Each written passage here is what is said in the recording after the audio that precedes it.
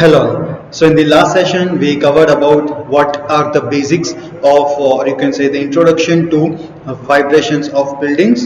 And in this session, we'll be discussing more about degrees of freedom. In the last session, we discussed that there are basically two major degrees of freedom, that are single degree of freedom and multiple degree of freedom. In this session, we'll be discussing in detail that how would you identify whether the structure has or whether the loading condition has a single degree of freedom or is it in a multiple degree of freedom. So we'll be discussing that in this session, and in the next session we'll be discussing the descriptive part, that is our derivation part. So we'll be starting with our session today. So if we talk again about degree of freedoms, then as we have said it earlier, the number of variables required to describe the motion of masses is the number of degrees of freedom of the system. There are various examples that you can see in the figure itself. It has single degree of freedom, multiple degree of freedoms, and a continuous freedom system too. So we need to identify what categorize each. So if we take a look at figure number A, what it says?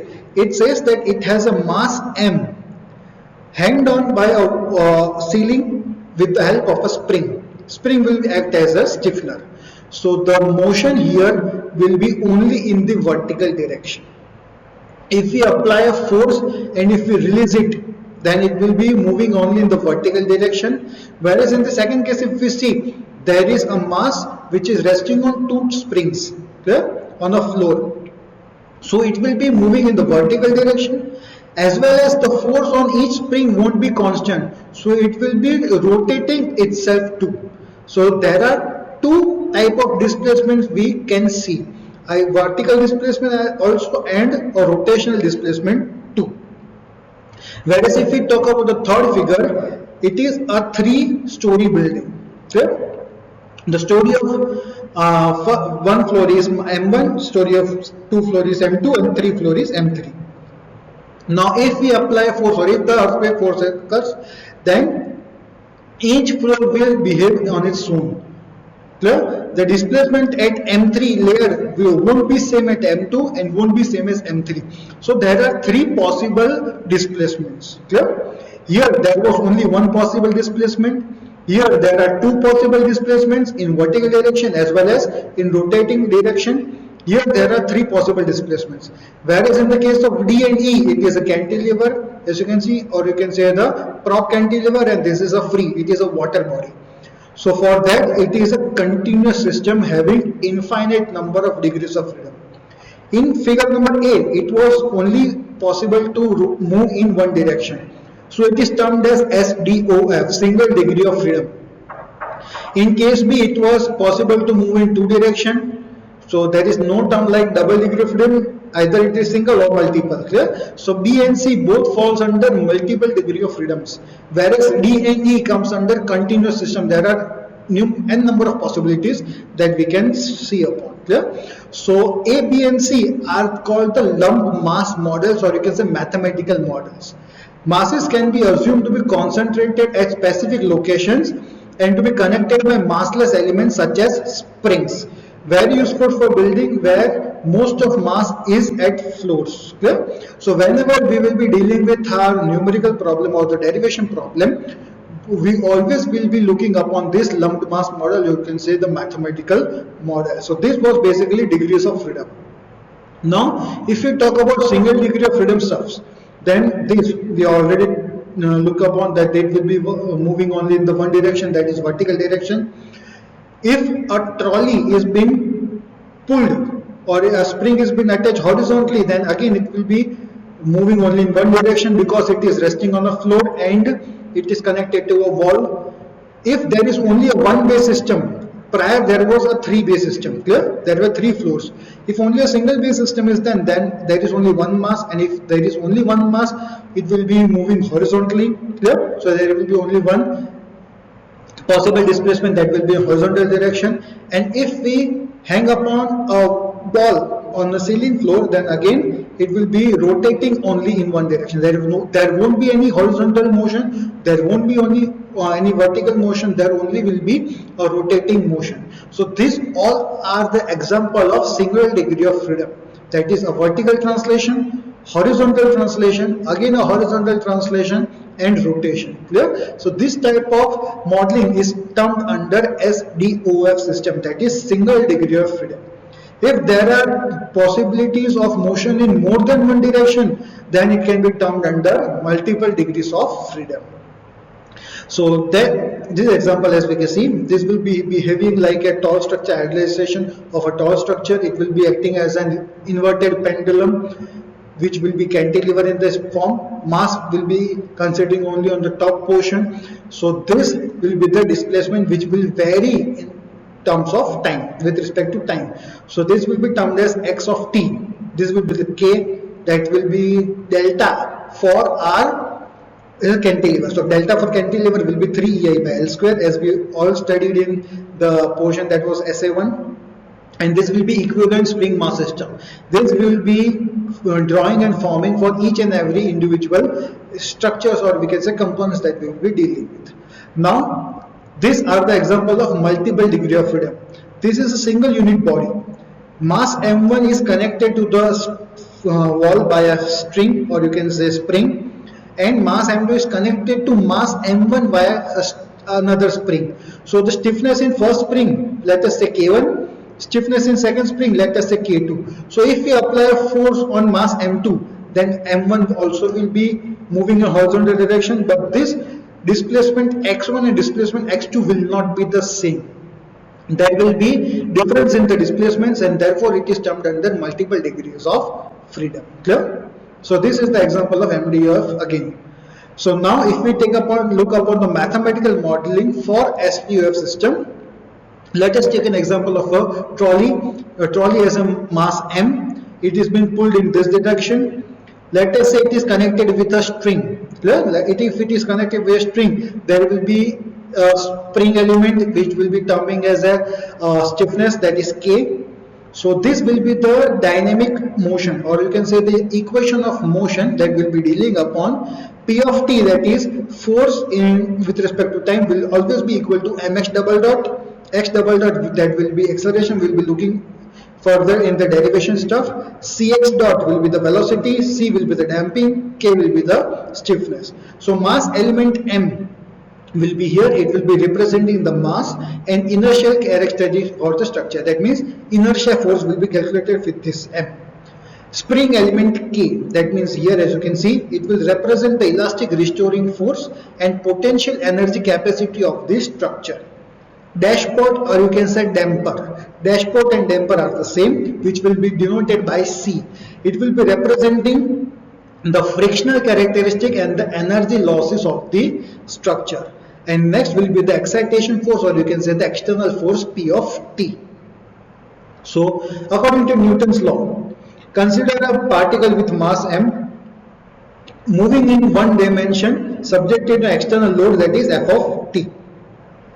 If we consider the load to be F of T, if we move in one direction, let us say position will be U. Okay? You can take it as x, there is no issue in that. Then the velocity will be termed as u dot, and the acceleration will be termed as u double dot. According to Newton's law, d by dt, that is differentiation with respect to time for m into u, that is mass into velocity, will be giving the force. Clear? So d by dt of mu will be giving the force, that is F of t. And if the mass is constant, then d by dt of mu dot will be, mass is constant, it will be taken out of the differentiation equation. Then d by dt of u will be giving mu double dot.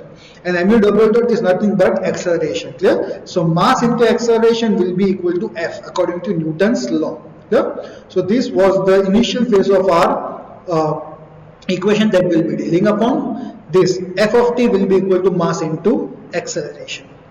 Here, equation of motion, if we talk about external load, here let us assume that external load is Q of t. These are the dashpot, that means C is the dashpot, or you can say damper. K is the spring constant, or you can say the stiffness, and M is the mass having the inertia force. So this is the free body diagram that we'll be looking upon. If we are applying a force in this direction, then the inertia force will be acting in the opposite direction, as well as the damping force and stiffness force will be acting in the opposite direction to the applied force. So this is the spring force, will be denoting it by Fs. Dashpot force, or you can say damper force, by Fd. So from Newton's law, F equal to m into A. A, that is acceleration, will now be represented by u double dot, or you can say x double dot. So the final equation will be Qt will be in positive x-axis, so plus. Fd and Fs will be in negative x-axis, so minus Fd minus Fs will be equal to m into u double dot, that is mass into acceleration. Clear? So this is the equation of motion, and this is the various viscous resistance and the elastic resistance. Viscous resistance is basically due to the damping effect, and elastic resistance is basically due to the stiffener, or you can say spring effect. Clear? So this is the final equation, or you can say the dynamic equation due to motion, that will be dealing upon. F of t or q of t equal to mx double dot plus cx dot plus kx, or mu double dot plus cu dot plus k into x. Clear? So now we'll be moving forward to our first major thing, that is a theory portion, or you can say a descriptive question that is been continuously asked in your examination, that explain D'Alembert's principle or write the statement and describe D'Alembert's principle. This is how it has been asked in your examination during the past papers. So the statement itself, it says that the body will be in dynamic equilibrium under the action of external force and inertia force of the body.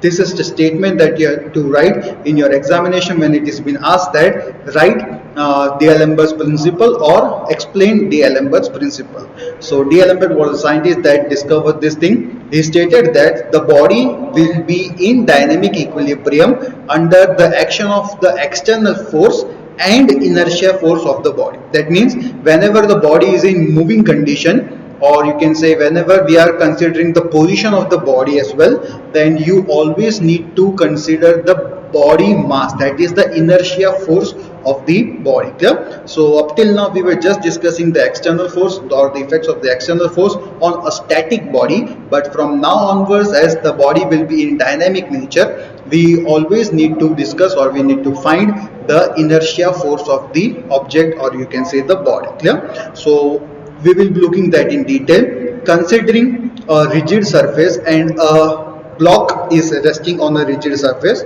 So considering the weight, that it will be the first element we always need to consider while drawing a FBD, that is a free body diagram. So this will be the weight of the body, considering the gravity to be g, the W value will be m into g. So whenever there is a weight acting on a body and the body is in stable condition, that means opposing force is acting in the opposite direction. Clear? A resisting force is acting in the opposite direction. So the weight is generally balanced by the normal force of the surface. So this will be the normal force of our surface, which is a rigid surface. Now if we apply an external force F, if we apply an external force F to the body will be moving from a stationary position to a motion, clear? To a moving body. That means we are converting the body from static condition to a dynamic condition. So after applying the force F, the first thing that will be generated on the surface will be this resistance force, and this resistance force is known as frictional force. We have considered the external force to be F, so we will be substituting R to be our frictional force. So this is our frictional force. Now according to our static problems, we generally used our FBD and prepared our sigma h equal to 0 equations and sigma v equal to 0 equation, that were the conditions of equilibrium equation using this much forces. But D'Alembert stated that whenever the body is in dynamic nature, we always need to consider this force, that is the inertia force of the body.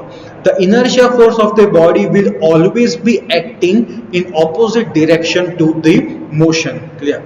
You always need to remember this. Wherever you are applying the external force, the inertia force will be acting in the opposite direction. So as you can see, the force is applied in the positive x-axis, then the inertia force will be acting on its CG, that is centroid of gravity, and it will be acting in the opposite direction. And inertia force according to Newton was always equal to F equal to m into A, that is mass into acceleration of the body. Clear? So this will be the inertia forces that we need to consider for every dynamic motion. So this was suggested by D'Alembert, and this is known as D'Alembert's principle. Here F equal to the external force, R will be the frictional force, and M will be the mass, or A will be the acceleration of the body. Clear? So as per Newton's second law, if we consider the conditions of equilibrium and plot a sigma h equal to 0 condition, then we can get that this F force is in the right hand side direction, that for a positive x-axis this both will be neglected as we are dealing only with the horizontal condition, and this remaining two horizontal forces are in the opposite direction. So the condition that we get is F minus R equal to ma.